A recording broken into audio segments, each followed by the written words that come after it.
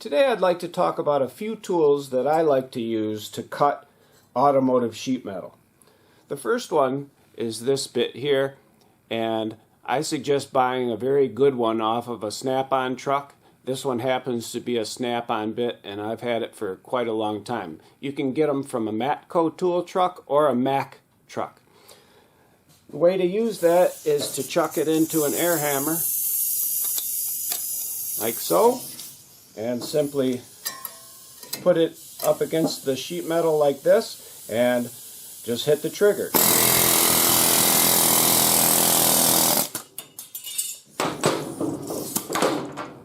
So that bit is very good for ripping through panels, door bottoms, quarter panels, truck bedsides, for doing large cutting jobs. The disadvantage is that it is a little bit loud. The next tool I want to show you for cutting automotive sheet metal is called a nibbler.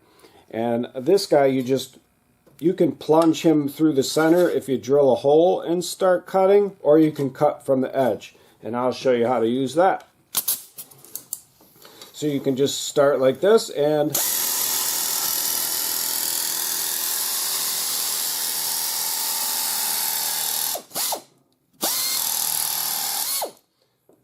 you can see you can do more intricate and more detailed cuts with a nibbler.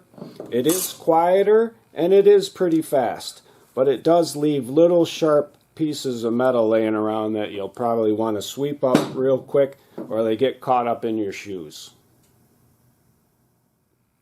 As you can see, the nibbler is great for cutting curves or straight or circles. You can drill a hole and plunge this in and cut. It's great for intricate work.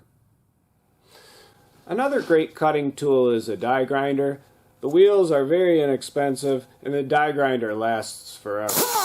So, you can draw a line, or you can just, maybe if you have something real quick that you need to cut off, you can just do that, bend it back and forth, and takes care of that real quick. Or you can draw a line, follow that line with the die grinder, and use it like that, and then just bend it back and forth, and it cuts it. So it is a little bit slower, but it really works well for very intricate, delicate cuts, things that you can't get with anything else. Finally, it's always good to have a good quality set of tin snips around for doing rust repair and cutting sheet metal.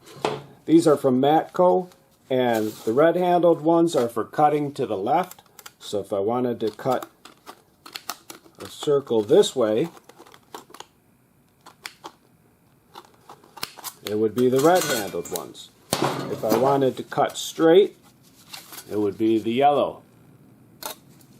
And that just cuts straight across like that.